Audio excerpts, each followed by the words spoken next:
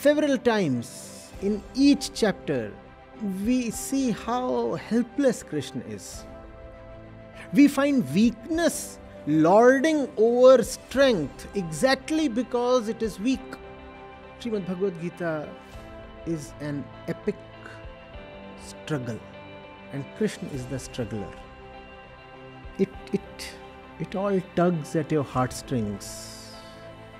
It's actually a song, as much of melancholy as of wisdom. And that's the reason I love the Gita.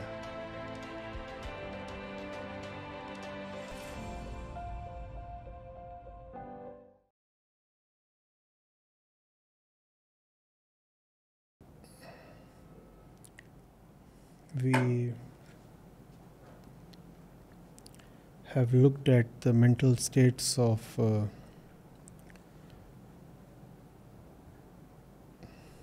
Duryodhan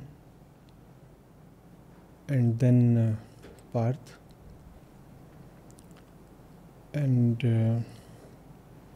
there was a great deal to be learnt from the trepidation and angst and sheer helplessness visible in Duryodhan's predicament.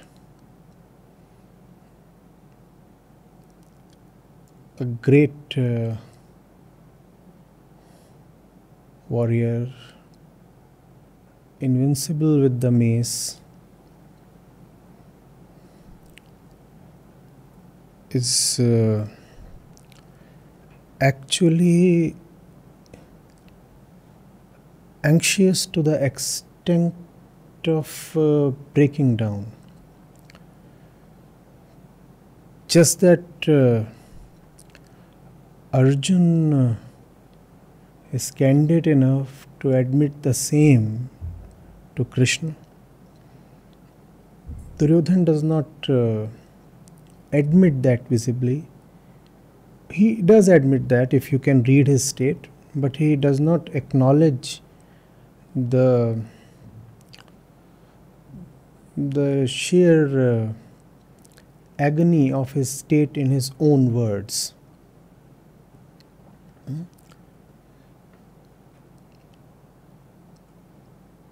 We wondered about the loss of truth and how the human birth is a limited opportunity,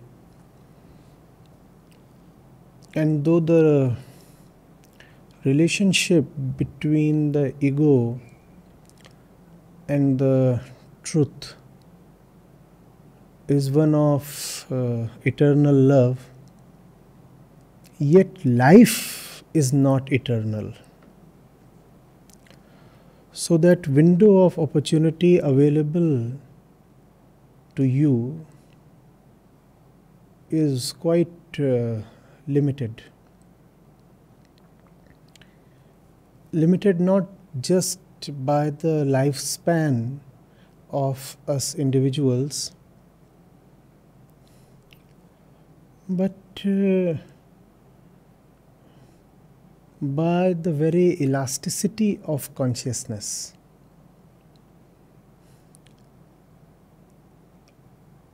You can stretch yourself so far away from the truth that a return might become practically impossible.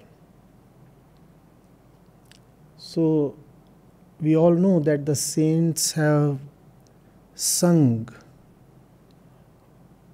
of the glory of the limited time span available to us in our life as Homo sapiens. They have said that if you are born human being, that's such a privilege and a rare opportunity. Better make use of it. But even when we listen to them, it appears that the opportunity stretches at least a few decades, the few decades of our lifetime, right? Right? That's the kind of impression we get if we listen to the saints. So they'll say, Durlabh Manush Janam hai. And the moment you listen to this, you feel fine. As long as I am alive, the possibility remains open. I can redeem myself any instant. But when you look at Duryodhana's state, you discover that the opportunity is even more constrained. First of all, your lifetime is so small, both limited and unpredictable. Secondly, on top of that, to make matters worse for us, the real window available to approach the truth is only a fraction of a lifetime that is already very small. So it is a small fraction of a small lifetime. Bad news made worse by careful observation.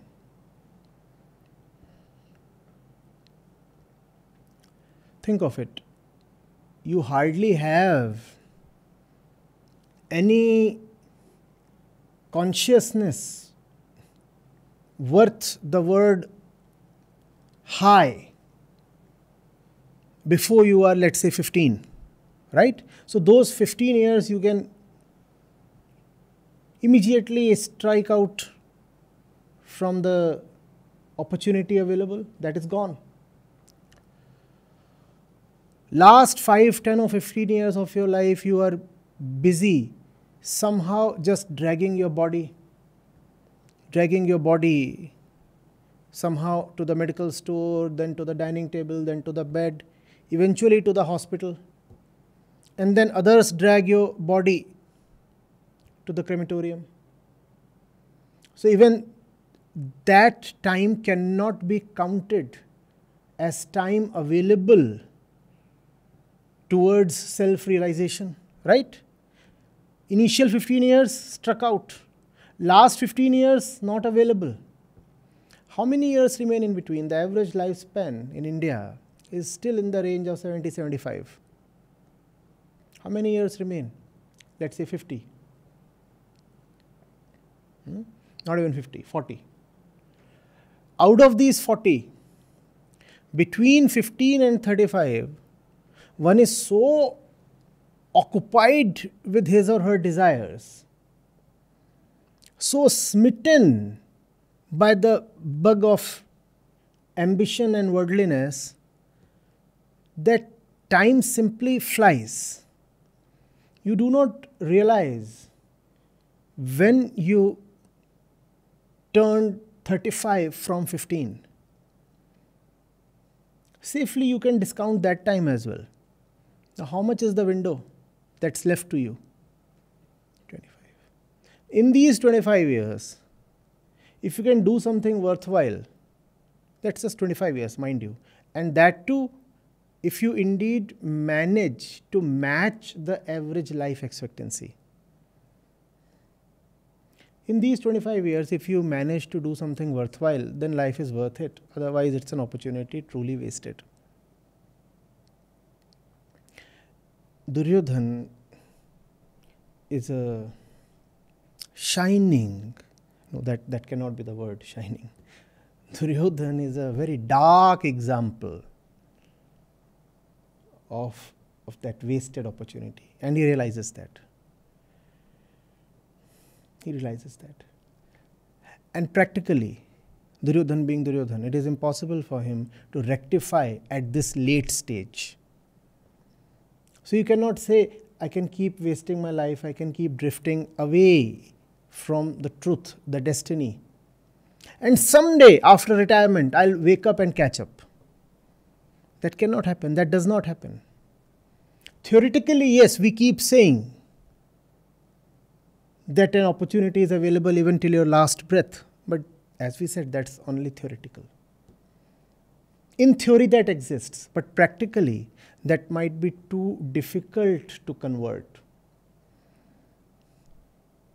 It's like saying theoretically you still have a chance to win a match till the last ball is bowled. I'm talking of a cricket match. Theoretically, yes. Last over 54 runs required.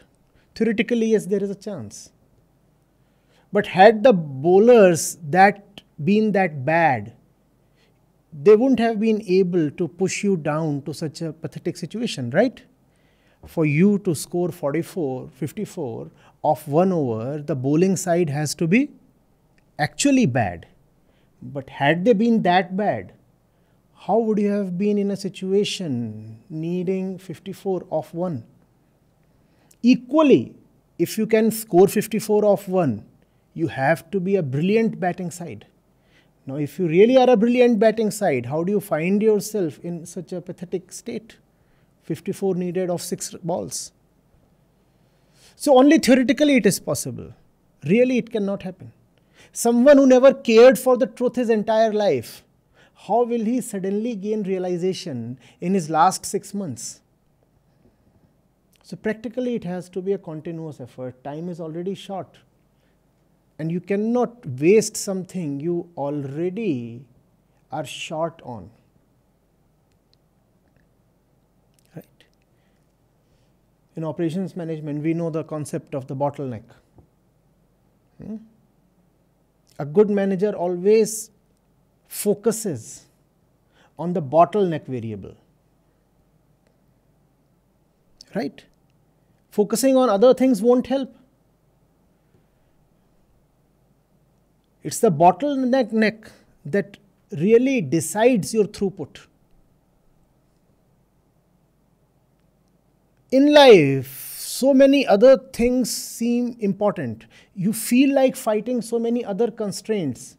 But really, those who have known have told us that the final bottleneck is, come on, time. There is nothing in life as much in short supply as this one thing, time. And Duryodhan lost out on it. And it's the most regrettable thing when you observe a life gone waste. That too, a life like Duryodhan's. He was not Duryodhan from the beginning, we know that, right? Suyodhan. He was named as someone who would be glorious in war. Obviously, the guardians didn't mean only the war that involves bloodshed. They were educated people. They were people who cared for something within. So when they named him Suyodhan, they wanted him to become someone who could win the internal war. And he was well built. And he had firmness of purpose. And there are a lot of qualities you can attribute to him. Even if he had his vices, he was not alone in having them. Show me one character in Mahabharata that is absolutely virtuous, having no shade of evil at all. There is not a single character. You can keep Sri Krishna aside. Give him advantage of the fact that he is not a character. Keeping him aside, show me someone. And even Sri Krishna, appearing as an avatar here, had to bear the curse of Gandhari.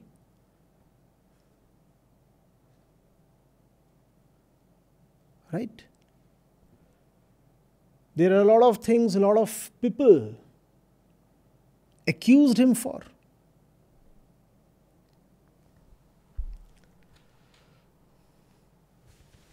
So Duryodhan,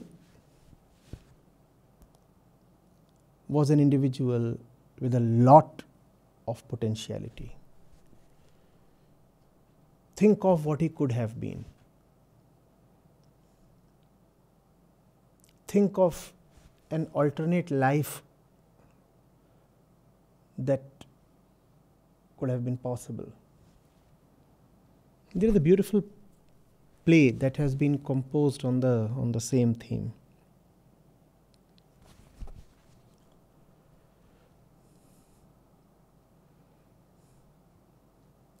Think of how everything would have been appended had Duryodhan decided to approach Krishna at an early stage, when he was still young. On the battlefield, you very well know all these are middle-aged people, well into their 40s, 50s and 60s. The Kauravas and the Pandavas, they are not young people really.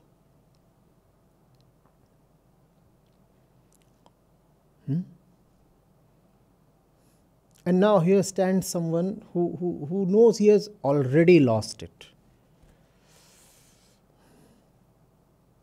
Feel the fright. See how a chill runs down your spine. You have already lost it, and you know that.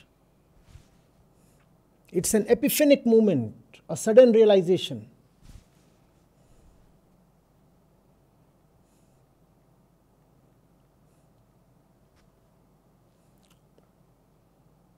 A realization without doubt. You have seen it. It's the magic of the moment. Nothing has been left ambiguous or uncertain. It's very clear to you. The story of your entire life has flashed in front of your eyes. Like the flash of a thunder in a dark night. Ever experienced that sudden flash of lightning and it's absolutely dark? That 1 second and you can see everything.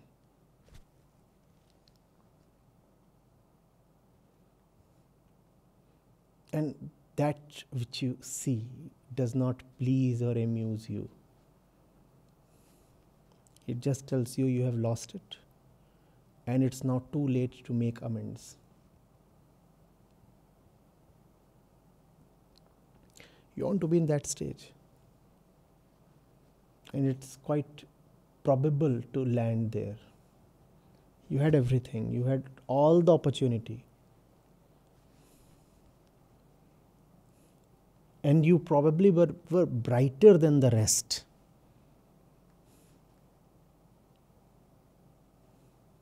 And you still lost it. You want to be in that stage?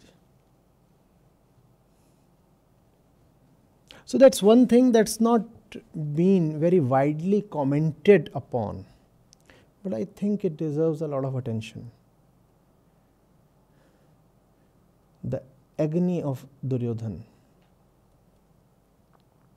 and the message and the lesson it has for us.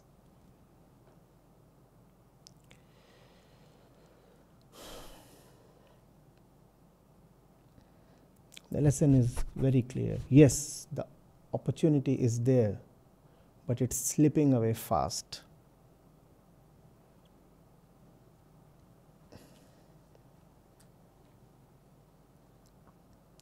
And once it's totally gone, it's not that you would die. You would continue to still live.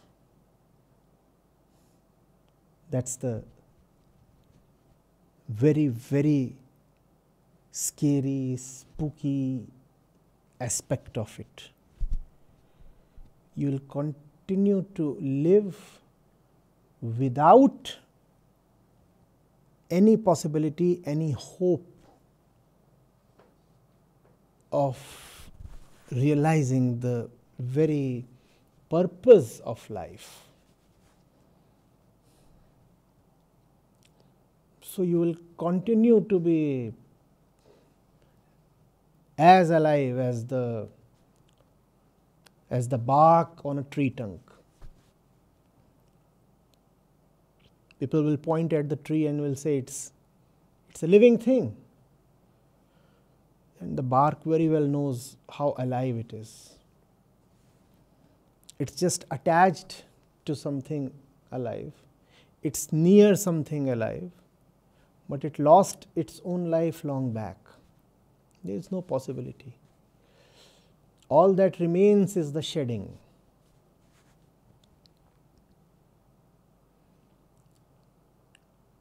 The future does not consist of realization.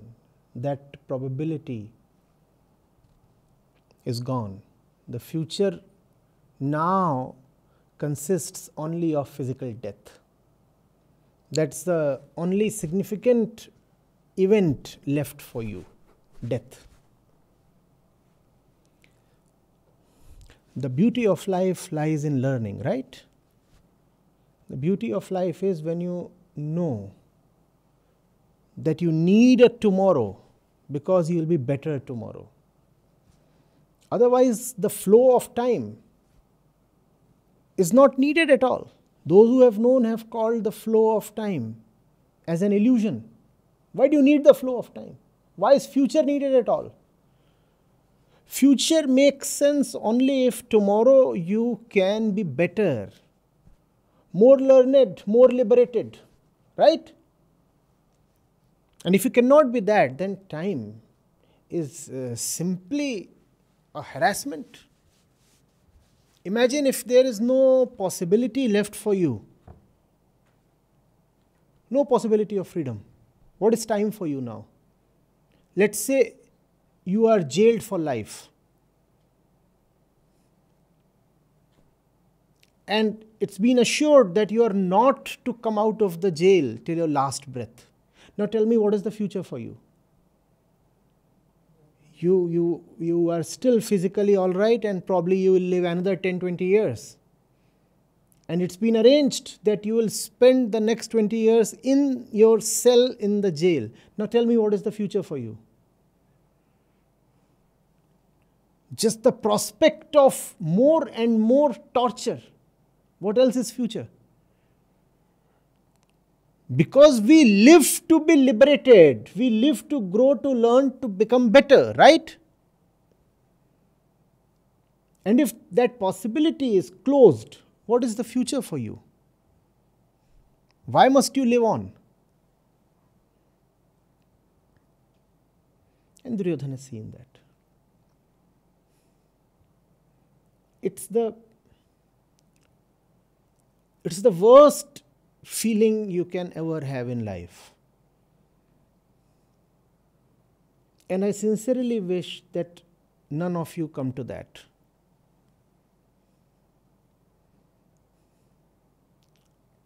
The feeling that you are already dead, but you still have to continue walking for a few more decades till you drop dead. The realization that it's already over for you and you cannot even die.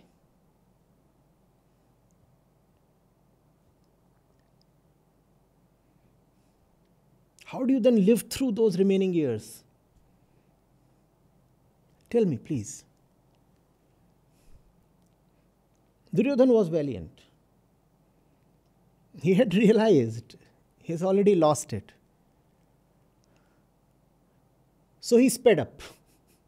He said, fine, let me then hurry towards my eventual destruction. First day, he realizes it's over for him. 18th day, he's gone. So he has to bear it for a maximum of 18 days. Actually 19, more than 18, because he was not immediately dead after his battle with Bhim. But that's all right, 18, 20 days, whatever.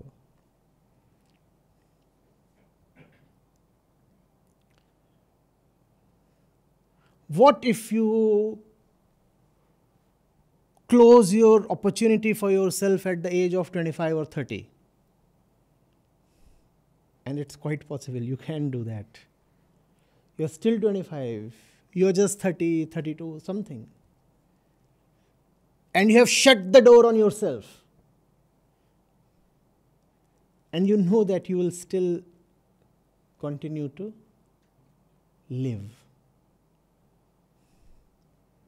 How terrible is that? Or is that not? Huh? Life is over. And yet you are not dead.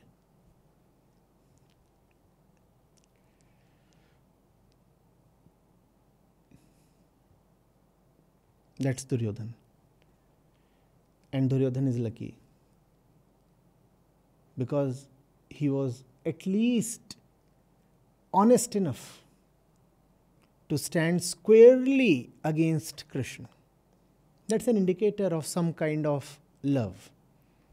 Love gone wrong. Even if he is arranged against Krishna, he is at least facing Krishna. People do that in love, no? They want to look at you, so they'll stand or sit opposite to you. If your beloved is sitting there, you won't want to be somewhere behind her or next to her or away from her. You'll want to be seated right opposite to her.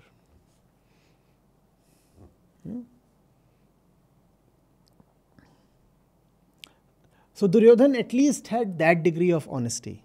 He said, fine, if I can't be by his side, if I can't be an Arjun, I'll at least be directly opposite to him. So he got liberated pretty soon.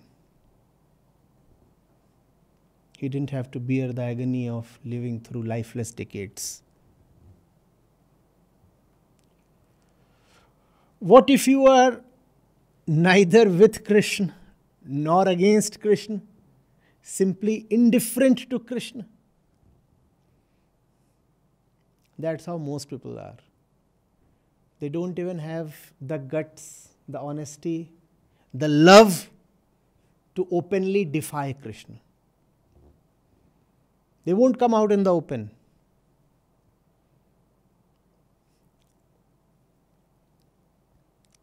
Even their opposition lacks sincerity. Even in their enmity, they have no sincerity. So they are simply away. They are not fighters, they are deceivers. They will not openly defy Krishna, they will deceive. They will say, we are with you, we are in your army. And when somebody says that he belongs to your own army, that fellow gets the right to stand behind your back, right? And when the fellow gets the right to stand behind your back, he can stab you in the back. Duryodhana cannot stab Arjun or Krishna in the back. That much honesty he has. He has ensured he is standing right in the front. The worst way to express your enmity with Krishna is to belong to his army. Even if you don't stab him in the back, you can at least snore at the back.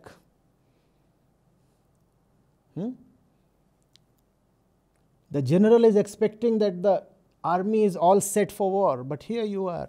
He is standing facing the enemy. And the soldiers are snoring. The soldiers don't even have the guts to cross over, declare that they are in opposition, and simply go to the other side. The soldiers don't have the guts. So they'll continue to be arranged behind the leader. And they'll stab or snore from there.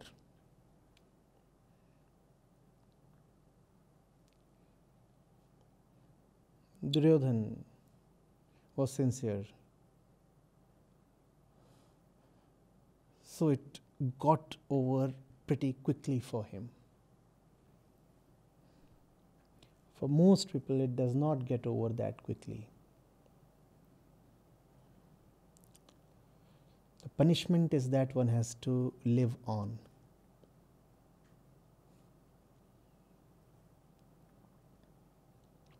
Are you getting it? Is that clear?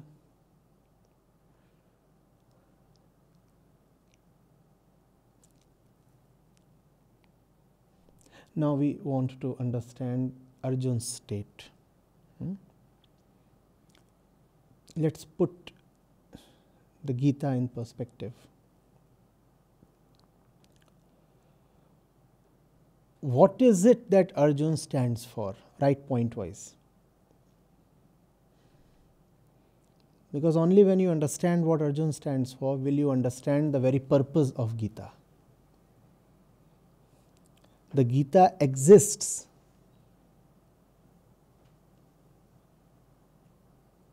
to solve a problem posed by Arjun. The Gita exists to truly defeat certain arguments made by Arjun. The Gita is a discourse against Arjun's position as enunciated in chapter 1. Right? What is Arjun's position? Write down point wise.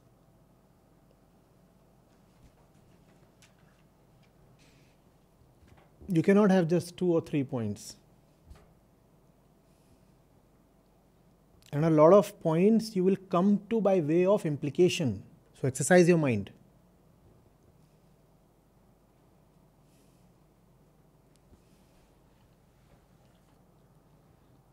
What can a solution mean to you if you do not know the very problem it is solving?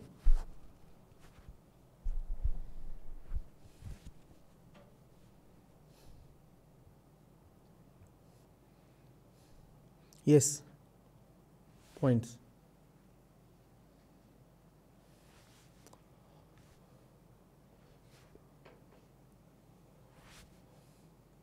Truth is supposed to dissolve the mind, right? We want to know the mind of Arjun. There are 17 chapters after the first one are an attempt to dissolve the mind of Arjun. But where are the knots? What is it that stands crystallized within Arjun's mind? What is it that Krishna is seeking to work on? Where are the tumors that the expert surgeon is trying to surgically remove?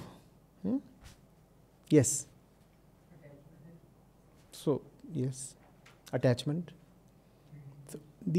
So these are biological.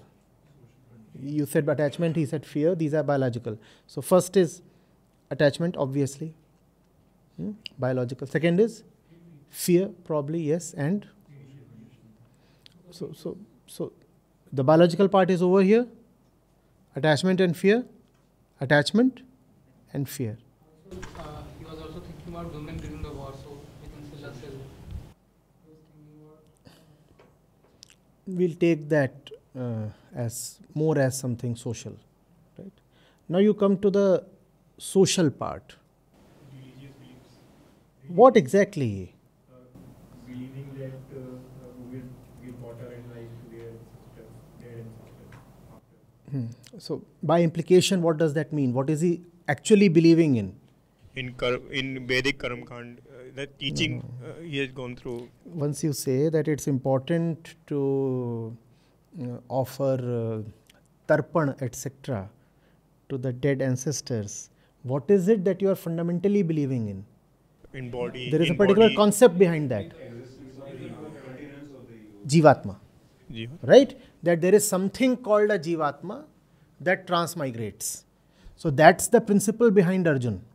Transmigration of the soul or Jivatma. That's where Arjun is coming from. And that's something the Gita stands to dissolve and attack. Very interestingly, in favor of the principle of transmigration of the soul, people have been quoting the Gita. Whereas the Gita exists to deny that principle.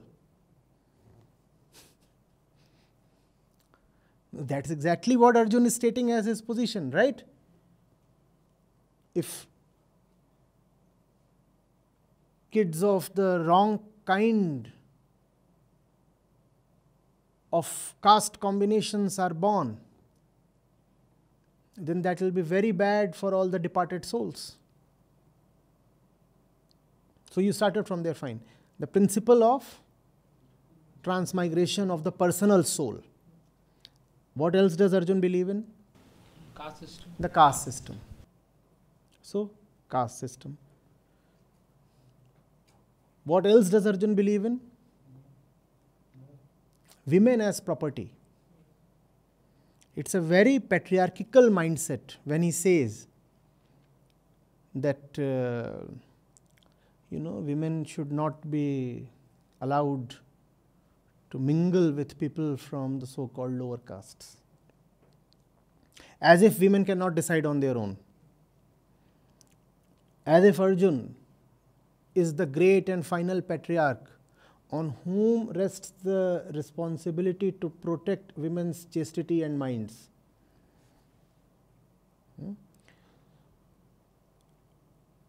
What else does Arjun believe in? Rituals. It's a very ritualistic mindset. And that's the reason why Sri Krishna has to attack the Karma Kand portion of the Vedas again and again in the ensuing chapters. So ritualism. Ritualism, patriarchy bordering on misogyny.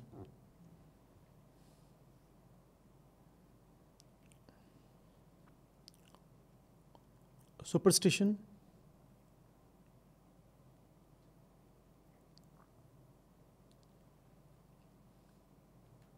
and caste.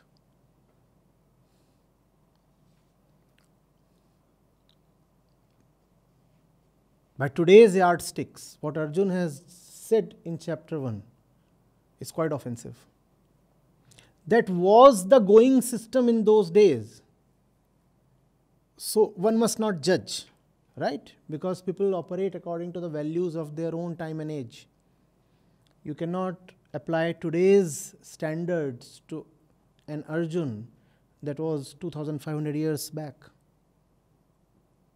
But still, we see what is it that Krishna is up against. We now clearly see how formidable is the challenge.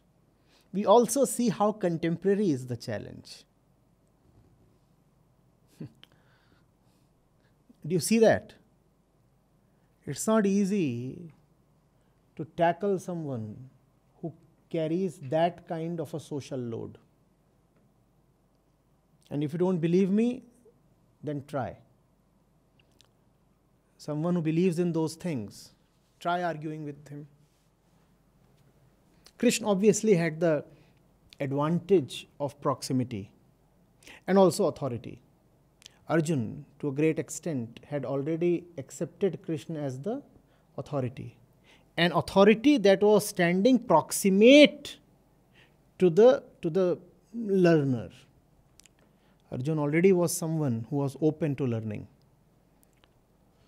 So Krishna had these two advantages, but even with those advantages, it is a very uphill thing to tackle someone with that kind of a mental load. And we have listed 4 points under the social tab.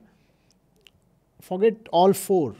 Someone who carries even just one of those is going to be a tough nut to crack.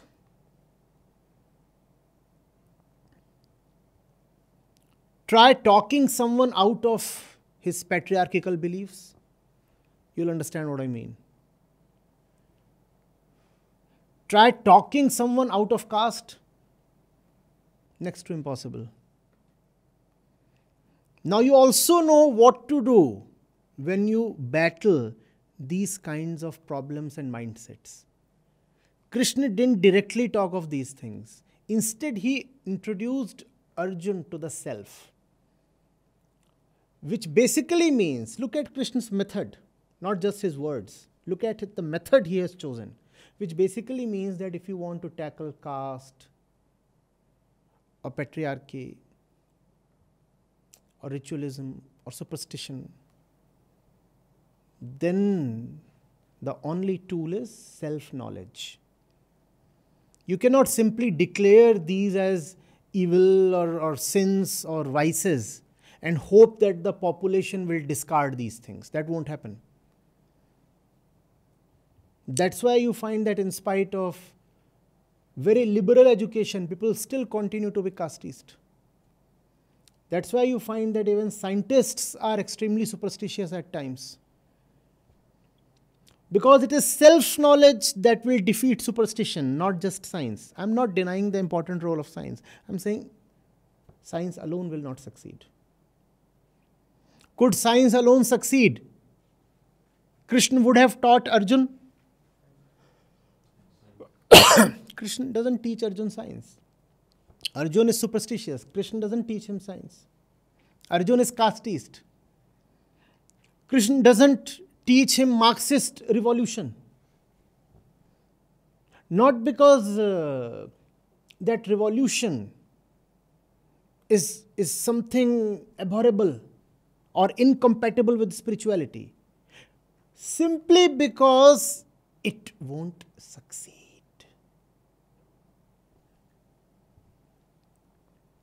It won't succeed. So, Krishna doesn't launch himself into a diatribe against casteism and other evils. No, he doesn't do that. Once Arjun has finished speaking, Krishna comes directly to self-knowledge, who you are. Once you know who you are, all these problems are attacked at their root.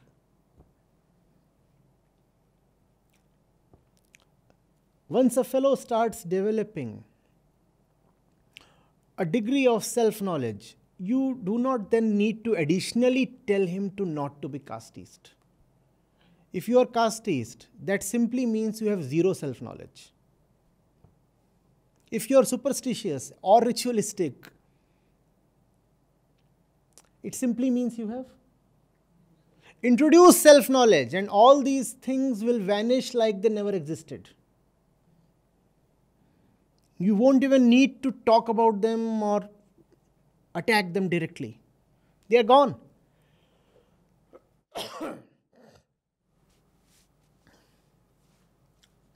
There is some jaggery kept here, behind Anuj's back. So a lot of flies are there in the room. 144 of them. What do? Fight each one of the 144? Is that the way? Is that the way? There are 144 mental and social evils. Some arising from the body, some coming from the society. What do? I fight each of them individually. Imagine me. There is this lump of good jaggery kept somewhere. And what am I busy doing? I am chasing individual flies with a sweater.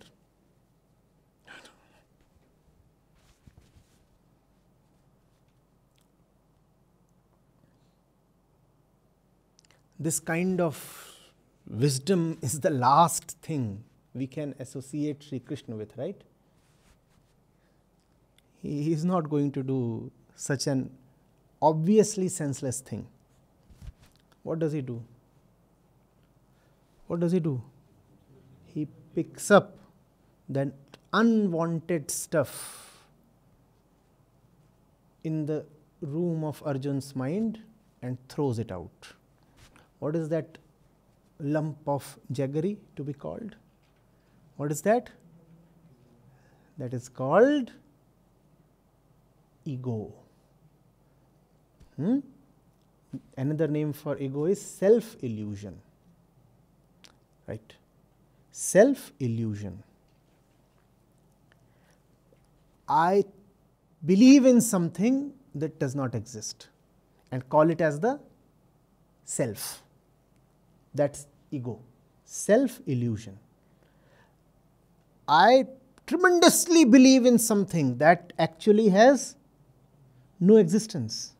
Not only do I believe in it, I think of that thing as, that's ego, self-illusion. That's the unwanted lump kept at the center of our existence. And it attracts a lot of flies and other stuff. This kind of wisdom is the last thing we can associate Sri Krishna with, right? He is not going to do such an obviously senseless thing. What does he do? What does he do? He picks up that unwanted stuff in the room of Arjun's mind and throws it out. What is that lump of jaggery to be called? What is that? That is called ego. Another name for ego is self-illusion. Right? Self-illusion. I believe in something that does not exist and call it as the self. That's ego. Self-illusion. I tremendously believe in something that actually has no existence. Not only do I believe in it, I think of that thing as, that's ego, self-illusion. That's the unwanted lump kept at the center of our existence. And it attracts a lot of flies and other stuff. So Krishna says, no, it's pointless debating caste or women with Arjun. I know where all of it is coming from.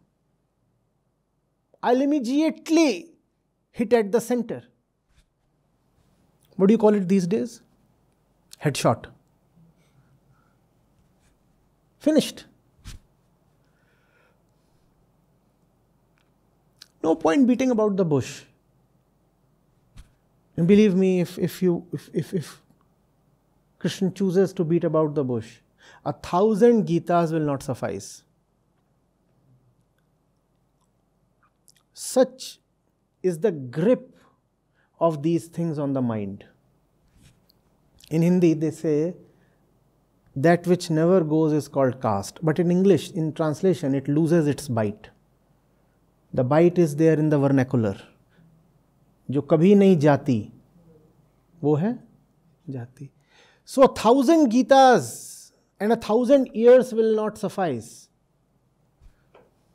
Caste is something you just cannot get rid of by arguing directly against caste.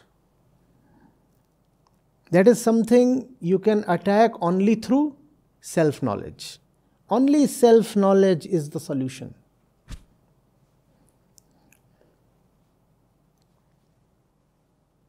You know what is happening in the US these days.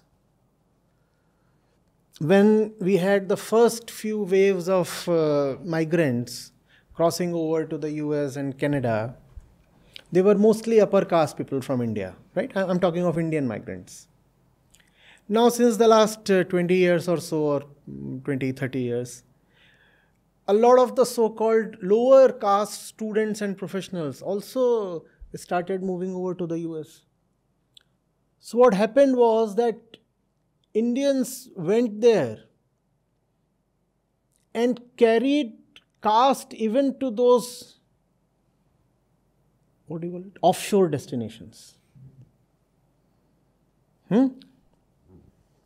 They say when an Indian goes abroad, there are two things he definitely carries with him. One is pickle, the other is caste. He cannot leave these things back in India. He cannot say, I'm going there, but I cannot carry pickle. The mother or somebody, aunt, bua, phufi, somebody, will definitely push a sizable can of achar in your luggage. Pickle in the luggage and caste in the mind. So they have now pushed legislation there. And they have said caste is now an acknowledged form of discrimination. And a lot of Indians were quite unhappy at that. It's happening. It's currently in the news. A lot of upper caste Indians are quite unhappy. They say, we don't know what is caste. You see, we are modern, progressive people. We are immigrants actually. And you are giving the natives something to beat us up with. They will call all of us as casteists. But if such a step was needed to be taken, there actually was some rationale behind it. The fact is, Indians indeed do carry caste wherever they go.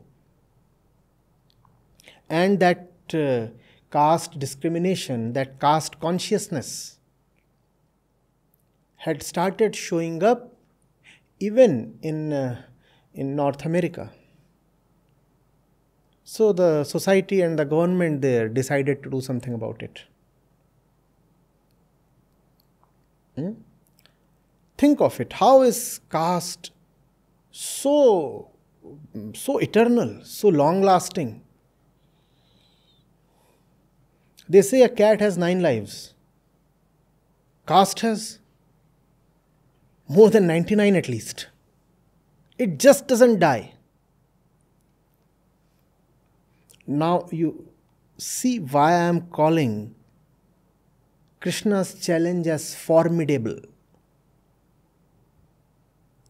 It's very difficult to wipe these things off somebody's mind, especially of the mind of a Kshatriya belonging to the upper caste. He is simply saying, I cannot bear to see my women, my Kshatriya women mating with these low caste unworthies. That's what Arjun is saying. That's the kind of challenge Krishna is facing.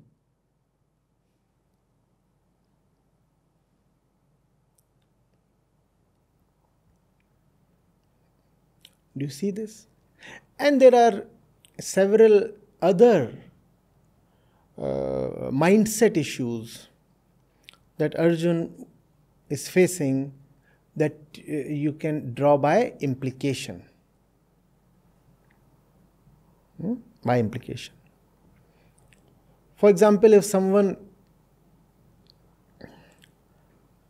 believes in caste and is superstitious and believes in the transmigration of soul and such things, what Arjun is saying is, I believe that once people die, there is something called the soul that goes to a place called Pitralok, and there it continues to stay till it is liberated, and when it is liberated and such things. If someone believes in all those things, then it is also quite likely that the fellow would be demonstrating a lot of other problematic symptoms in his life. Now look at Krishna's delicate position. He is fighting for Pandavas, right? Krishna has arranged himself on the side of the Pandavas. Arjun would be wielding an important position of power if Krishna's side wins. Correct? If Krishna wins, Arjun will get a lot of authority in the kingdom. Would he not? So Krishna is basically fighting and teaching to give a lot of authority to Arjun and others. There are others. But Arjun being a principal one, Arjun will get his fair share of authority. Won't he? So Krishna knows that I am fighting to give a lot of authority to Arjun. And look at Arjun, what kind of attitude is he displaying? Is he going to govern the kingdom with this value system? Krishna must be horrified. Because it is Krishna's personal responsibility, right? Krishna is saying, personally, I am vouching that Arjun is better than Duryodhan or Karna. Otherwise, what is the need for the battle? Otherwise, Duryodhan can be allowed to have the kingdom. The battle is being fought ostensibly to give the people of Hastinapur the best ruler possible. That's the very purpose of the battle, right? If a great ruler is not to be provided to the kingdom, then the battle is totally unnecessary. Anybody can rule. The battle exists so that the kingdom can have the best ruler. Now, Arjun is supposed to be a part of the ruling combination. These are 5 brothers. And Arjun is one of the seniors. And the best fighter among the 5. So, Arjun will surely have a pole position in the ministerial portfolio and everything. And who is Krishna awarding that pole position to? A casteist? A superstitious person? Ignorant of the self? So Krishna would be totally horrified. He would be saying, what am I doing? If he is displaying these tendencies, am I sure he is actually even better than Duryodhan? Because if you look at Duryodhan, he accepted Karna even when it was not certain what caste Karna belonged to. In fact, it was more certain that Karna did not belong to any of the prime castes. He was taunted as a Sutputra his entire life because his father used to take care of horses and the chariots. So Duryodhan didn't have that strong a caste element in his mind. At least from that instance, we can draw some kind of a conclusion. Not very strong conclusion, but we get some faint idea. So when it comes to the caste thing, Duryodhan looks better off than Arjun. And Krishna must be wondering, why am I on this side? Why am I on this side? And will I make this man the king? Or the minister? Or the commander-in-chief of the armies? Will I become responsible for that kind of a misstep? So now you see what the Gita is. In some sense, the Gita is an expression of Krishna's personal responsibility. Krishna is saying, since I have taken it upon myself to make the Pandavas victorious, therefore I take it upon myself that the victorious party will not remain unworthy of ruling Hastinapur. Because my job does not stop merely at defeating Duryodhan. My real job was the establishment of Dharma. That's what I am really fighting for. And Dharma means that the king has to be someone who is self-illumined. Otherwise, how is Dharma being established? And this fellow, look at chapter 1. What kind of drivel is he talking? How far he is from self-realization. And tomorrow he sits on the throne and people will blame me. They will say, you made him sit on the throne. Now see all kind of caste steps he is taking. He has all the power and the authority now. He is saying only Kshatriyas are qualified to take important positions. Is that not quite likely? Look at Arjun's mind and look at the kind of things he is saying. Had Arjun succeeded in going to the throne, remaining as he is in chapter 1, think of what he would have done to the administration. Would he have allowed women in important positions? And he would have patronized all kinds of superstitious priests. And he would have wasted the treasury on all kinds of hollow rituals. No? Those rituals are very expensive. And priests will come and say, 2,000 animals have to be slaughtered. And a great temple has to be built. Otherwise, the country will suffer famine and drought. You build that great temple. Now, even if the treasury cannot support the construction of that temple, yet it has to be done. Because that's what the priests are saying. Now, is this kind of a king good for the kingdom? So, Gita becomes Krishna's personal responsibility to purge Arjun's mind. Otherwise, Krishna would have said, see, it's not a question of you running away. If you don't improve, I will run away. Because I cannot take it upon myself that I gave this kind of a king to Hastinapur. And how will I justify Duryodhana's death?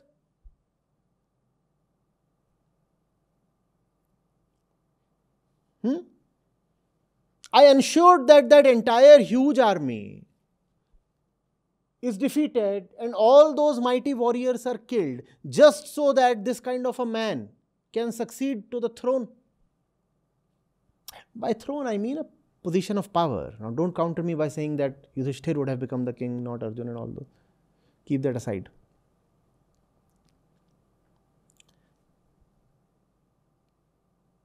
Think of the churn inside Krishna's mind. These are the thoughts in his mind. He is saying, if Arjun is who he is, as being displayed in chapter 1, what am I doing supporting Arjun? Why should I support him at all? So he has to improve. He has to improve. Else he doesn't deserve to win. Else he doesn't deserve to have me by his side.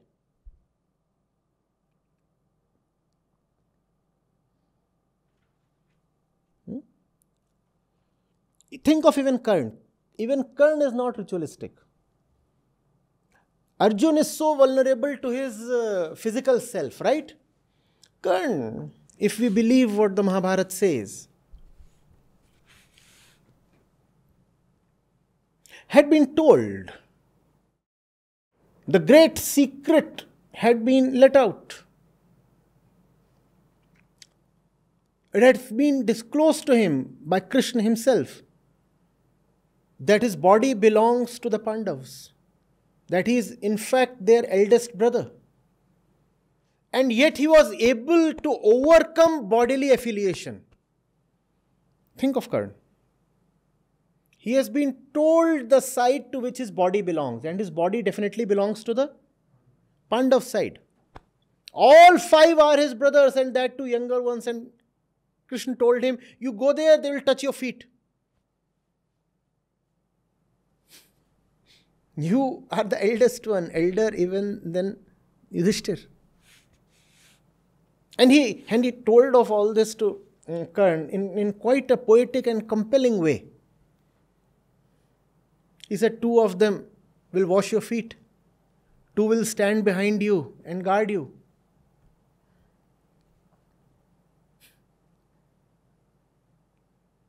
And more poetic stuff. Very alluring. Yet Karna said, fine. No need. And on the contrary, you see Arjun being carried away by his physical associations. And Karna was the one who could resist his physical associations, right? Do you see that? Equally, Karna's allegiance to Duryodhana is not ritualistic or social.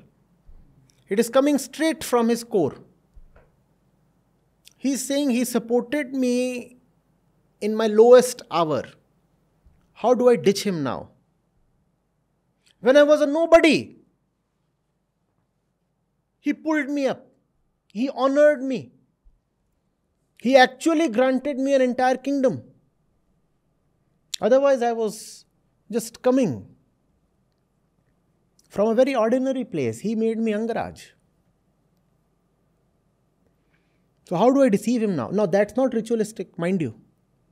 This position is not ritualistic. This position is an expression of deep inner values, personal values, not social values, personal value.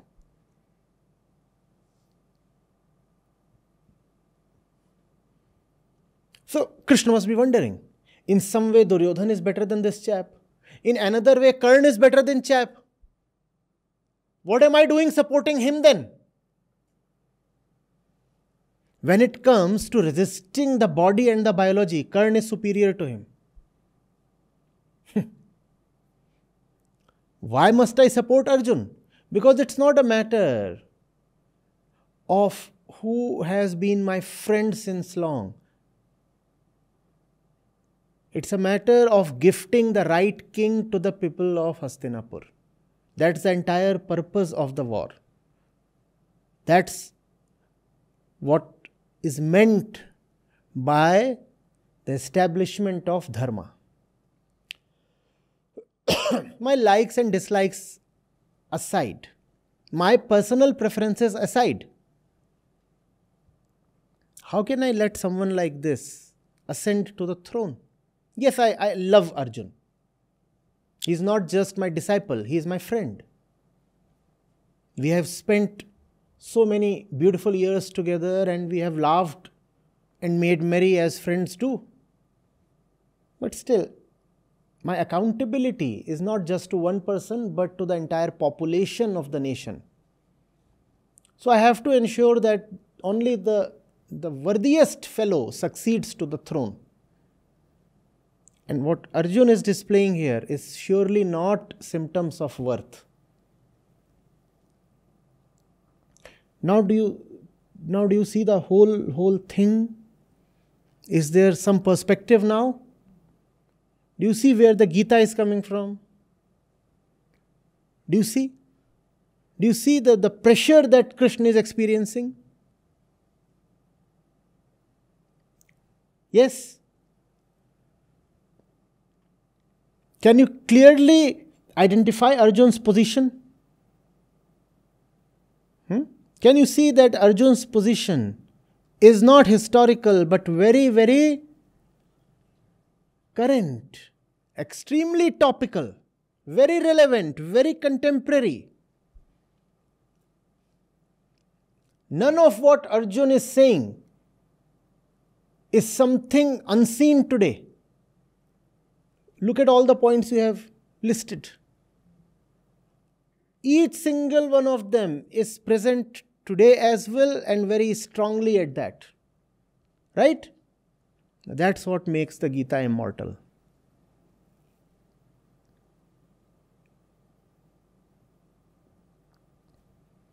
That's what will make the next 17 chapters speak to you. That also tells you that if you have problems belonging to any of those points, then seek no other solution. The only solution is self-knowledge. Self-knowledge. Where do all the problems of the individual and the world come from? Self-illusion. Because you do not know yourself, so you create a mess within and without. Simple, full stop. You look at any rubbish prevalent anywhere, without thinking a second, you could immediately declare it is coming from. Declare first and argue it out later.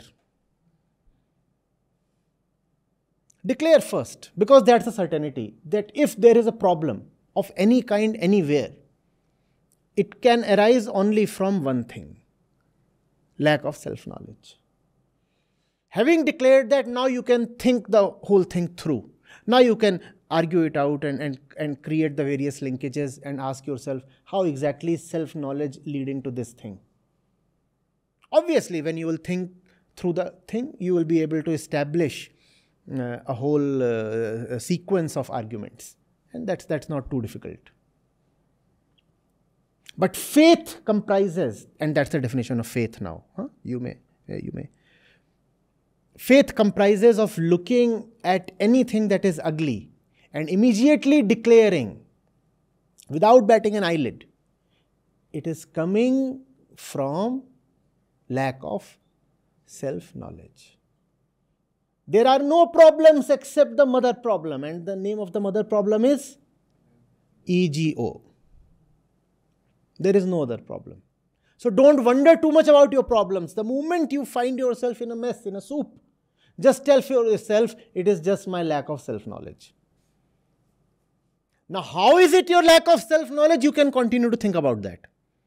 All day think about that, how it is your lack of self. But first of all, immediately acknowledge that it is nothing apart from lack of self-knowledge. That must be instantaneous. The argument I am saying you can continue to build for 2 more days. You can take all the time that you want. But the declaration has to be. So should we conclude without thinking in this matter? Yes. And that's called faith. Your problem is, you think where thought should not interfere. And when you think where thought should not interfere, that simply jeopardizes thought. Even your thought loses its quality. You think so much and there is no power in your thinking. Your thought is like a lame and limp man trying to run, trying to cover a distance. How will he manage? It is faith that provides life to thought. Are you getting it?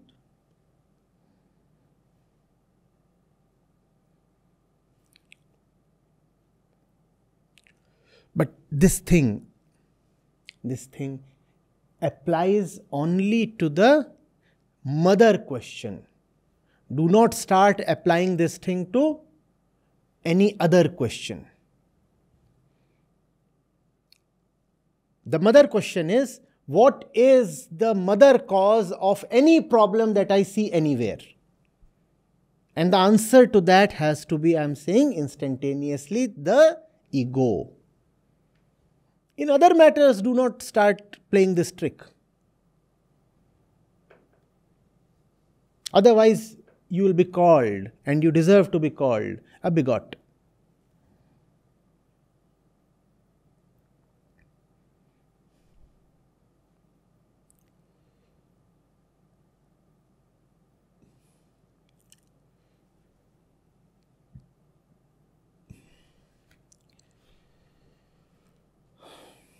So,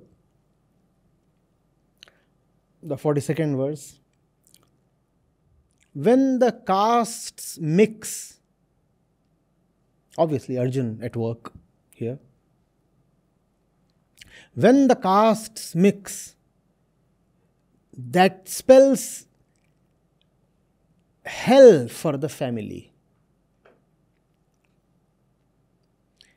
It destroys the family in the way that the ancestors all fall because they are deprived of the pindodakriya. Pind means a lump, a ball, pind. So there is some ritual involving making pind balls of grains, rice, etc., and then offering it to the deceased ancestors. That is offered. Some other stuff is offered. Even clothes are offered. Water is offered. Food is offered. Flowers are offered. A lot of milk is offered. Yogurt is offered. And all that is supposedly meant to please the ancestors who are hungry for those things. For a long time it has been the ritual that once the person is gone, then you send behind him all the things that a person needs in his journey. Because the diseased soul, the Jivatma, is supposed to be on a journey. So you have to give them all the things that they need in the journey. So first of all, it's very dark there, so you give them light. So again and again you have to offer them light. Especially when the sun is setting, then it is ensured that you offer them light, otherwise they'll not be able to see and they'll stumble.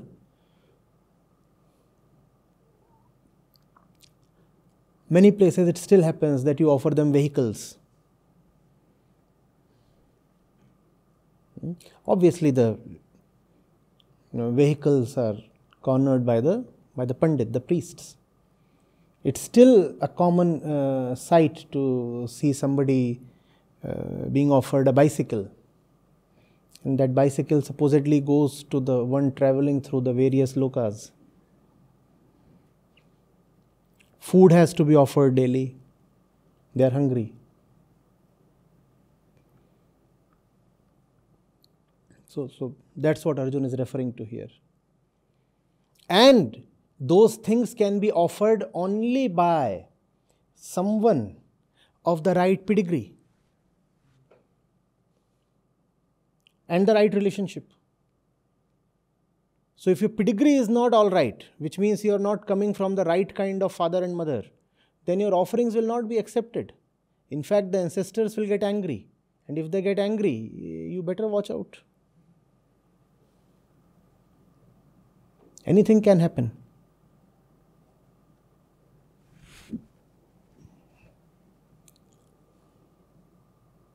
That's what Arjun is referring to, the mighty warrior.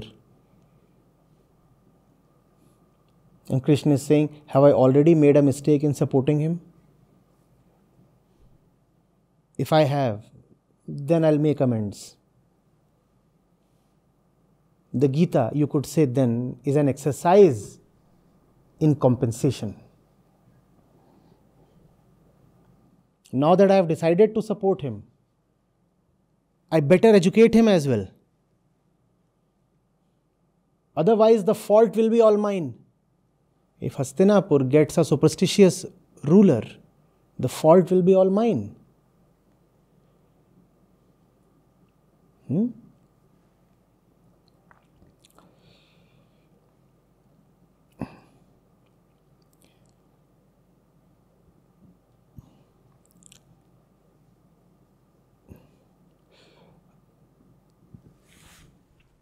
So these are the next verse. These are the destroyers of the family. What are the destroyers of the family? Those who marry into the wrong castes. And by these wrong deeds of such people who destroy the family, by bringing about the wrong kind of union of castes, the immemorial, the timeless religious rites of the caste are destroyed, and the family too is destroyed. So you could add another point to your list. The wrong kind of family system is what Arjun supports.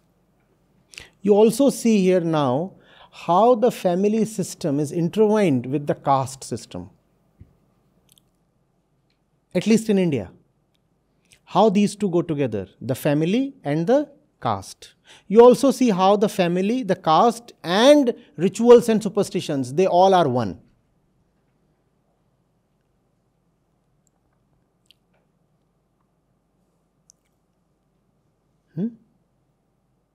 Now you would also see why a lot of learned people did not look too favorably upon the institution of the family. Now do you see that? Because these things all go together. Family, caste, rituals, superstitions, and so many other things. And at the root of all of them is self-illusion or self-ignorance.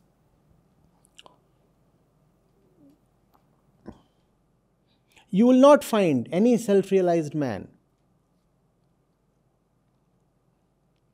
frantically advocating the institution of family or marriage. They have either been indifferent or have sometimes actively denounced for this reason, because all these things go together.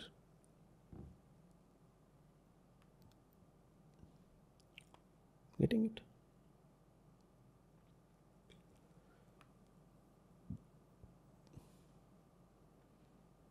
You remember Shadaripu? By the way, you have also listed down 6 points by now. And when we talked of Shadaripu, we said these 6 always move together as in a family of 6, a bundle of 6. These 6 that you have jotted down, they too go together. That's why it is very difficult to fight even any one of them individually. You attack one, you will find you have attacked everything. You also know now that if you attack the mother problem, which is lack of self-knowledge, where all will the shouts of resistance come from?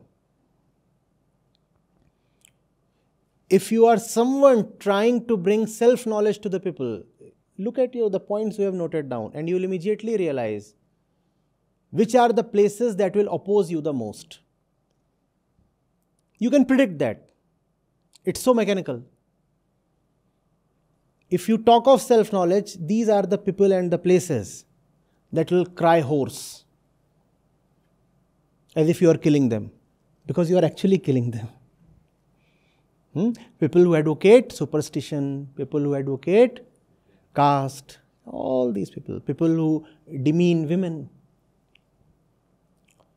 people who are not concerned with self-knowledge but with various kinds of stories like these, people who talk of Jivatma, people who talk of floating spirits, they are the one who will attack you vehemently, as if their lives are being threatened. And you will say, but I never spoke anything directly against you, at least. I only talked of self-knowledge. And they'll say self-knowledge is like poison to us. If you talk of self-knowledge, you will see daggers out. Because we are insects that can survive only in the darkness of self-ignorance. And you are trying to throw light upon us. The moment light hits us, we die. You are our enemy. You are our killer. How can we tolerate you? So we have to oppose you.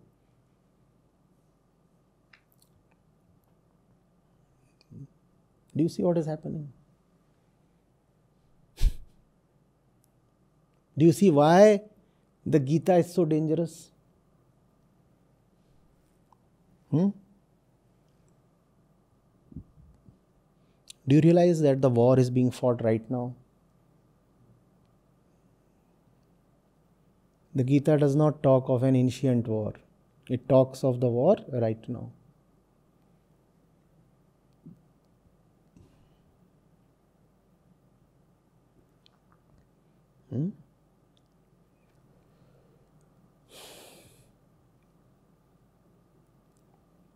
Do you also see how difficult it will be for you to remain with the Gita and Krishna? If you have a particular attitude towards women or towards caste or something, do you see that?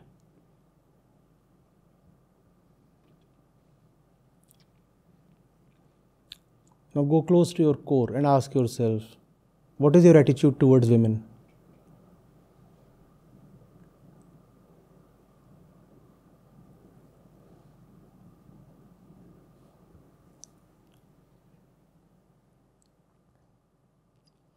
What would be your attitude towards your wife specifically? Because Arjun is specifically concerned about wives. What will happen to the wives after we die?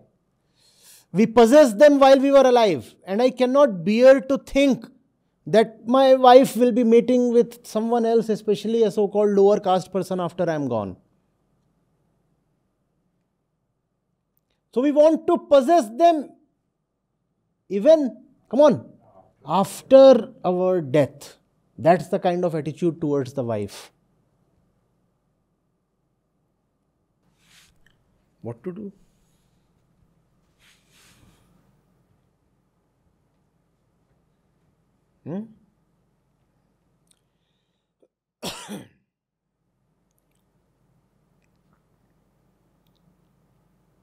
Next. And you could add another point to your list now when we come to the next one.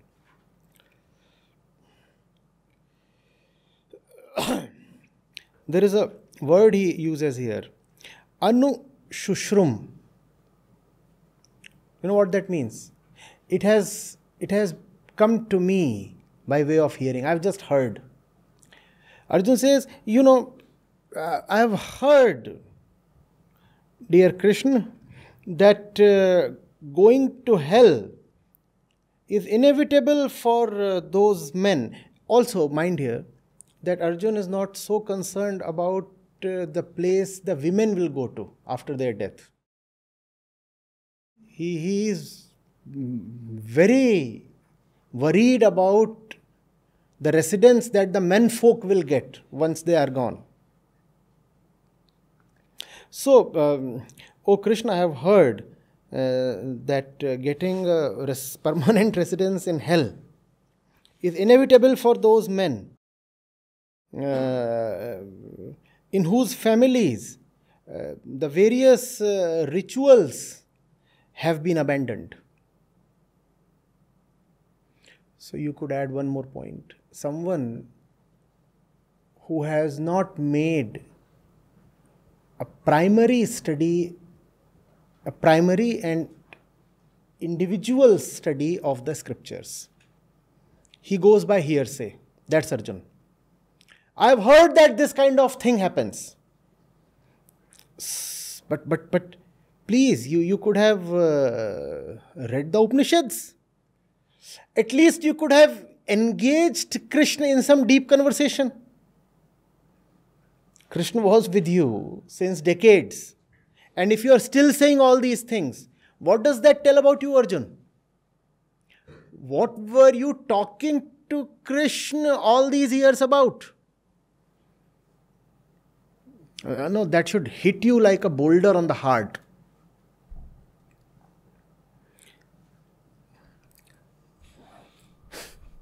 Just being with a learned one does not suffice. Saying, I live close to him does not matter at all. Look at the kind of attitudes Arjun is displaying in spite of being best friends to Krishna. When did you really initiate a conversation? Looking at this verse, you really feel there was ever a conversation on this topic? Please tell me. This apparently is the first time Arjun is opening his mind to Krishna.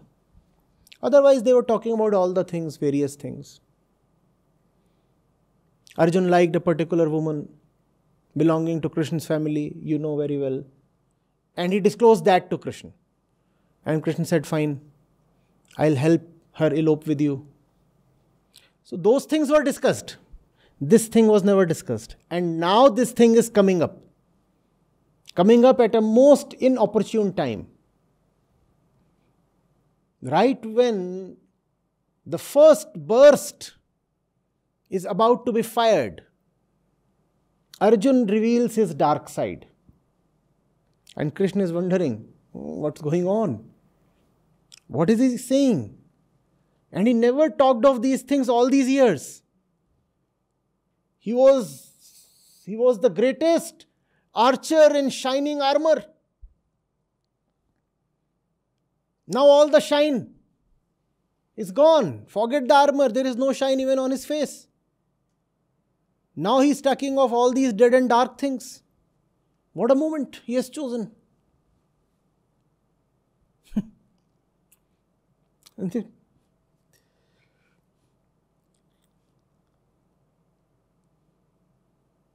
Arjun has made no study of the Upanishads. Otherwise, he would have known what the self is, what the body is, and that there is nothing called hell and heaven.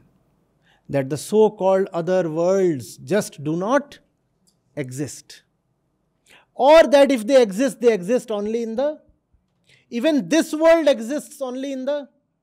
So even if you want to claim that other worlds exist, they exist only in your... Arjun has made no study of that sort.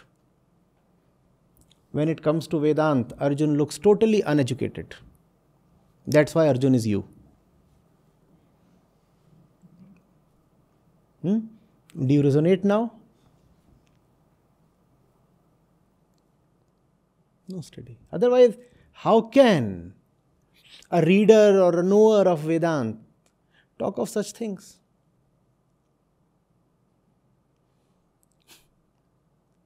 Because this is the most uncomfortable chapter for you, right? After this is a lot of Gyan. And that you have specialized in assimilating without absorbing. You take it in and you let it out without any absorption happening in between. This chapter is probably the most important chapter and the most underrated chapter in the Gita. People skip over it because, Krishna is not yet speaking. Why must we listen to what Arjun is saying? But son, the first thing in self-realization is self-acknowledgement. And self-acknowledgement can happen only in chapter 1. This is where your self is. Chapter 2 onwards, there is no you there. There is only Krishna. You are found only in chapter 1. So read chapter 1 40 times and acknowledge that this is you. So we won't let it come to a quick end.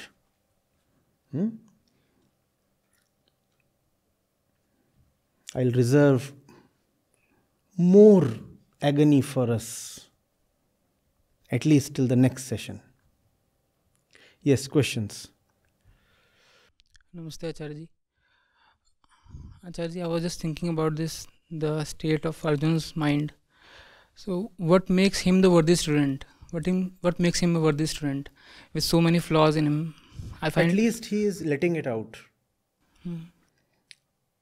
See, because you probably have not yet been a teacher, so you do not know what the teacher's principal challenge is.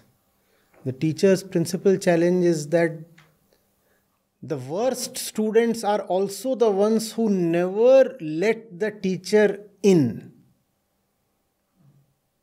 The worst patients are also the ones who avoid doctor-like death. So Arjun is the best in spite of all his flaws because he is talking. He is talking, so he is the best. What is the best thing that a patient can do? You are a patient, right? You cannot be an illumined soul, else you wouldn't have been a patient. We are talking of patient of the within. What is the best thing that a patient can do? The best thing that a patient can do is that he can approach the doctor and talk. Even at this moment, if you see the worst patient, you look around and you will find him avoiding the teacher. Should I say statue? Okay, statue. See, look around.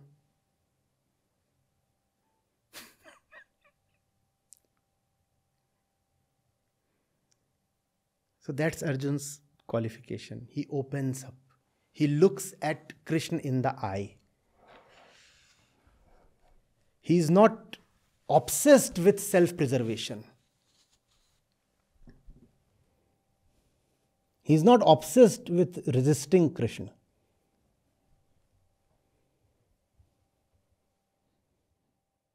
And once you let the doctor in, after that the doctor will perform. But if you don't even open the door, what can the doctor do?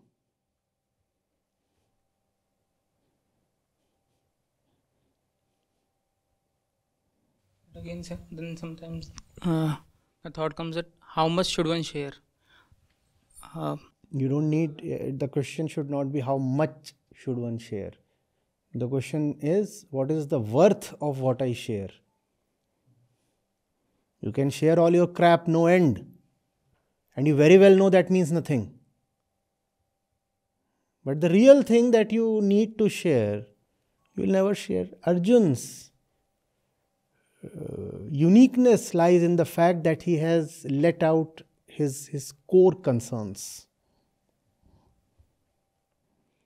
His ugliest self he has exposed in front of Krishna.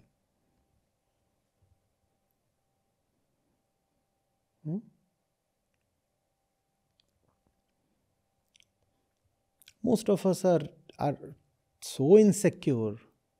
Even in front of the teacher, we want to maintain some kind of a nice looking image. We know we are very ugly within.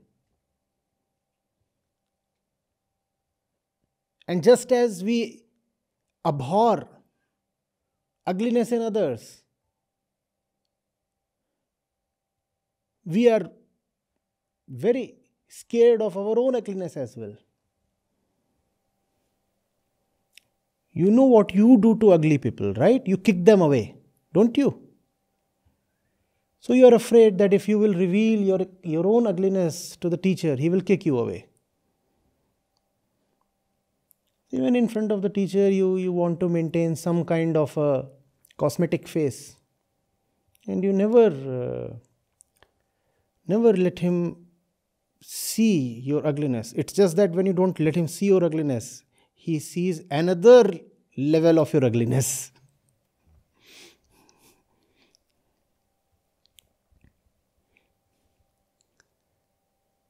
What Arjun is doing here is no mean thing. He's telling Krishna, this is me. And even if this is all just a load of crap, Krishna, this is me. But what do? This is me. And I believe in all these things that I am saying now. These 6 points that you have noted. Arjun is saying, I'm not telling you of all these things because I want to get rid of them. I sincerely believe in all these things. I'm just letting you know. And it's difficult for me to... It's a very difficult conversation altogether for both the parties actually. Not easy for Krishna to hear. And not easy for Arjun to speak out. It's a beautiful chapter. In fact, there is beauty even in Duryodhana's angst. The agony that Duryodhana is displaying here is something very raw, something coming right from his core. It's a very beautiful chapter. Very human chapter.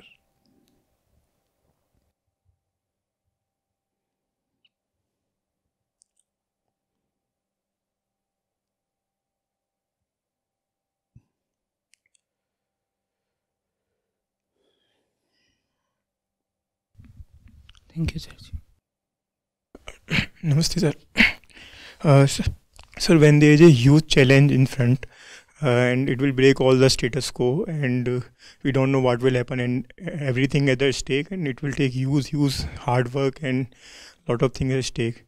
So its simple tendency is to run away. So is this the primary thing and the other things like karma kand, the things are just excuses that just accepted social norms, so to justify that primary tendency to not stand up to that challenge.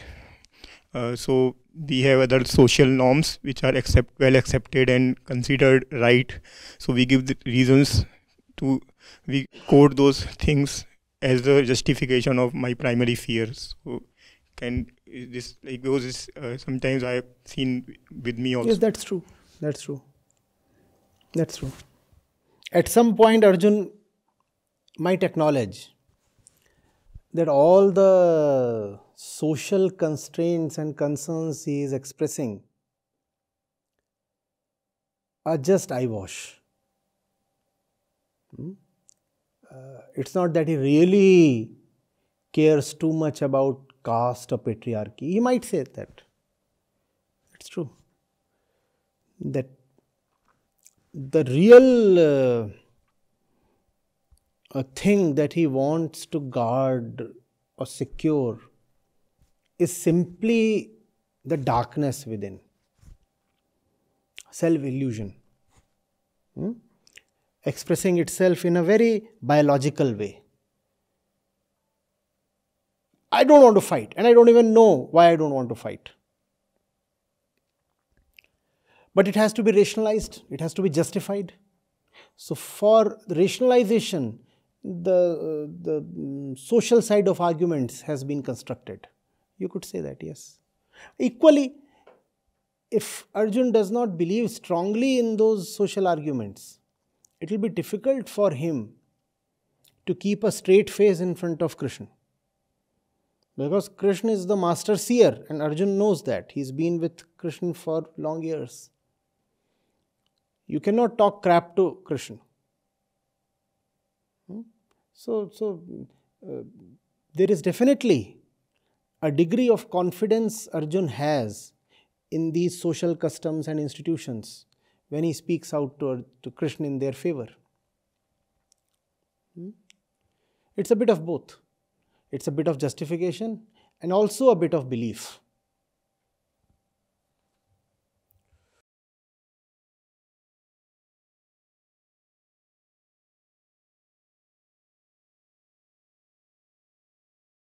Yes.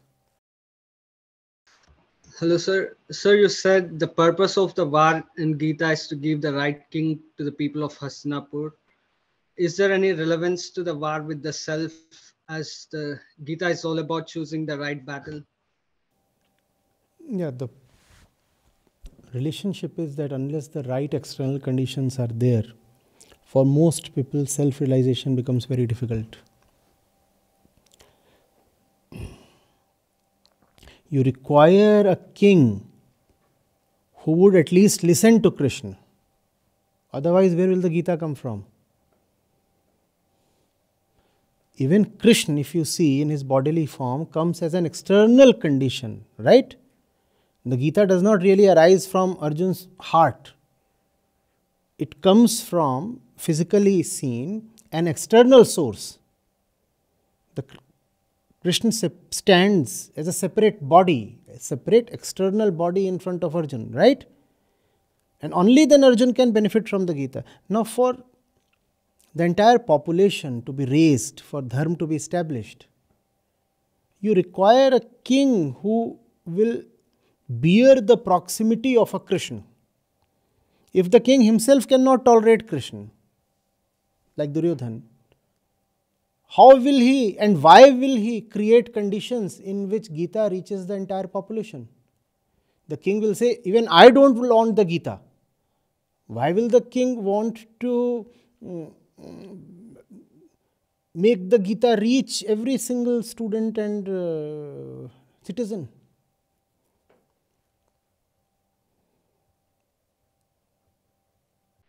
Yes, sir. It's my most of my difficulties, they arise because of my indecision and like not able to take My? indecision. Like Indeed. I'm not able to choose my priorities. Yeah. So these external conditions, should I be battling with them, or should I be You see, accepting this? in external conditions, you have to exercise choice to the greatest extent possible. On one hand, external conditions are largely indeterminate, also unpredictable. On the other hand, you are not just a choiceless shuttlecock on a badminton court. You have volition, you have choice. You have some choice in choosing the conditions that surround you, but you have a great choice in choosing your attitude towards your conditions. And both these choices have to be exercised. Just very loosely put, in your external conditions, you can have at most 10-20% choice, right? Because life, we do not know the next thing it can throw at us. So external conditions, let's say you have a 10-20% say. But even if you have a 10-20% say, please exercise it. Internally, you should have a 70-80% say. And please exercise it. Both these choices need to be exercised. Yes. Yes, sir.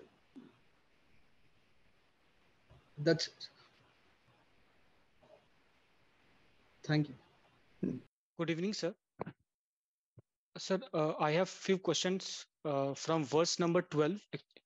So, in verse 12, not a question, but more of a conclusion that verse 12 again mentions that the first conch was blown by Kaurav sides. So, the onus of the war is not on Krishna. That was my one observation from verse 12. Uh, if you look at verse 21 once, so in verse 21, a Sanskrit word is mentioned called Yodhu Kaman. Verse 21, the Sanskrit shlok. That simply means rearing to fight. Yes. So it means desire for war. I mean, Desire for war, eagerness to fight, yes. yes. So I think that it's not right to say that we have a certain desire that is desire for war. I think every desire is for desire for war only. I mean, unless there is an internal friction, internal war going on, how can desire even arise? I mean, keeping aside mumuksha, that is one particular desire that is different. Other than that, all desires are desires for war only.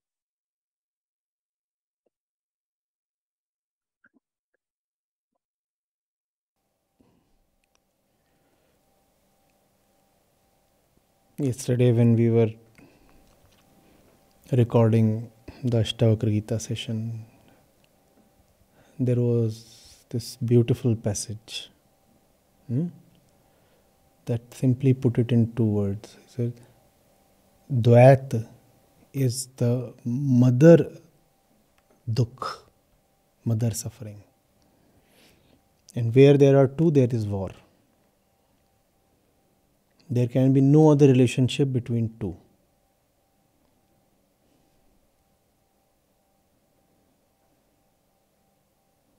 So duality is desire. Duality is desire, desire is war, desire is violence. There can be no relationship between an incomplete self and the world it projects except that of violence. As a hungry man, you dream of food. What will you do with the food in your dream? Consume. That's what the world and all our experiences are. We are the hungry man in the dream. And because you are hungry in the dream, obviously there would be food and you will rush after it. And if you don't get food, you will feel even more annoyed, and that's violence. So the next thing is from verse 25. So verse 25 is where Arjun names people from Kaurav sides. So I saw that Arjun named Bhishma first and then Drona. I thought that Bhishma is the symbol of body and Drona is the symbol of mind. We could say that, yes. Yes, so the body comes first, the child is born, the body is first, and from there the dualistic consciousness arises. So from the Kaurav side, Arjun was the most attached to Bhishma. Okay. Krishna didn't have to convince him too much when it came to plotting to assassinate Drona. That was not too difficult for Krishna. But when it came to Bhishma, some commentators have said that the first few days of the war was simply a shadow battle. The war didn't really even happen as long as Bhishma was alive. And that was not just first few days, that was several days of the war, almost half the war. Arjun was so reluctant to fight. And also, practically, it has been said that Bhishma, owing to his age, was no more the warrior he once was. So Bhishma did not fight fiercely because he could not. And Arjun did not fight fiercely because he was so attached. So it was shadow boxing going on in the first few days, and Karna was kept out of it. Bhishma had said, as long as I am at the hem, Karna cannot fight. And that is what infuriated Krishna so much. He said, what kind of facade is this? The old man cannot fight. You refuse to fight.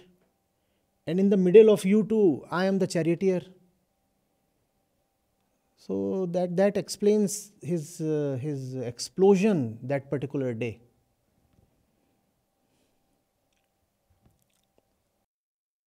So you are also mentioning the flaws in Arjun. So you mentioned a lot of things such as flesh attachment, then misogyny, then caste, then superstitious.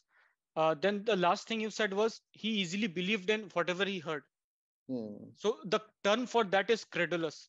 So credulous is the person who believes whatever he hears. Gullible. Okay, gullible. Okay. So my question is, so these were the problems which were troubling Arjun.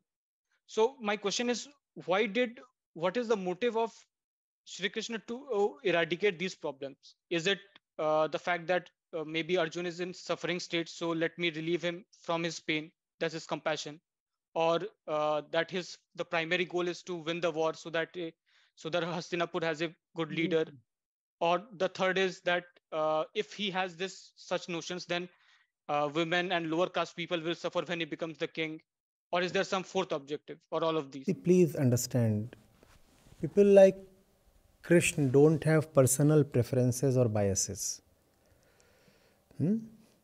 By the mere chance of life, obviously they'll be close to a few people and they'll not be close to others. That's the normal ebb and flow of life, right? Even if you are Krishna, you are still acting as a normal human being and are subjected to the normal vagaries of chance, correct? But the objective is never limited to the few people a Krishna is close to. So Krishna appears close to Arjun, but it behoves a much lesser individual to work exclusively for the sake of Arjun. That's what ordinary people do. They say, this one is my friend, so I am working for his wellness or his benefit. That one is my husband or my wife or my father. So I want them to have pleasure or property or something, fame. These are the symptoms of very ordinary people. So Gita, even though narrated to Arjun specifically, is not meant to benefit just one person. That's not how Krishnas operate. They never exist to benefit just one person or one community or one group of people or one family. No. Their purpose is always much larger. The scope of their activity is much wider. So even though Arjun is the obvious recipient here, yet the ones being benefited are the entire population of Hastinapur, and that by implication affects the entire mass of the country. Because Hastinapur was not just powerful, it was also very central.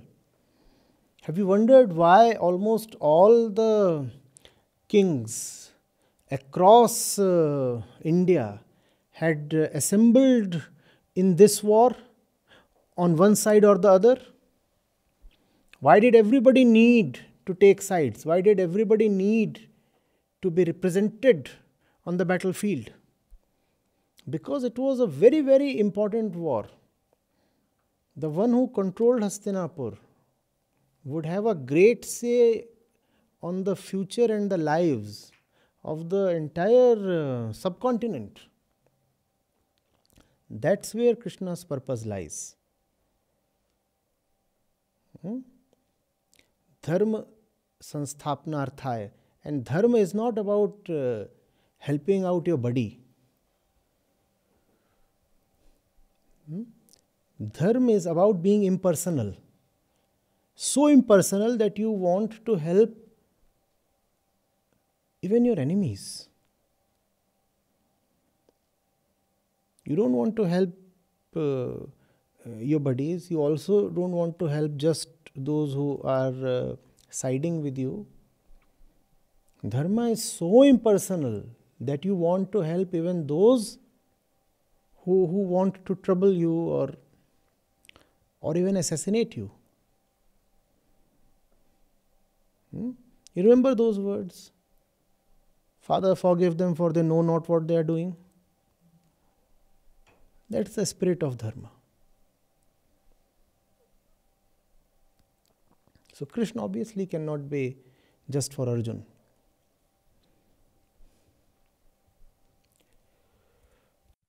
So Krishna wants to help even enemies, but the enemies don't want to be helped. That is the other thing. Even Arjun does not want to be helped, let alone enemies. It's a complex thing, Rajdeep. We want to be helped and we don't want to be helped. It's like someone comes to you and you can see trouble on their face. And you ask them, what's the matter? And they say nothing. So they want to be helped because it's evident they have come to you. And when you ask them, what's the matter? What do they say? Nothing. And you press a little. No, but something is the matter. And they say, why are you troubling me? So you say, if I am troubling you, then I'm going away. I think you better be left alone. And they say, no, please stay with me, don't go away. They want to be helped. They don't want you to go away. But if you want to help them, they'll resist you. It's a complex thing, the ego. It hates the truth.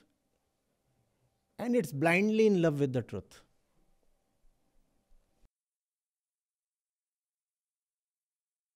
So that is why only in that way duality can survive. Because otherwise, if you choose one thing, then duality will fall away. You could put it that way, yes. Okay. Thank you so much.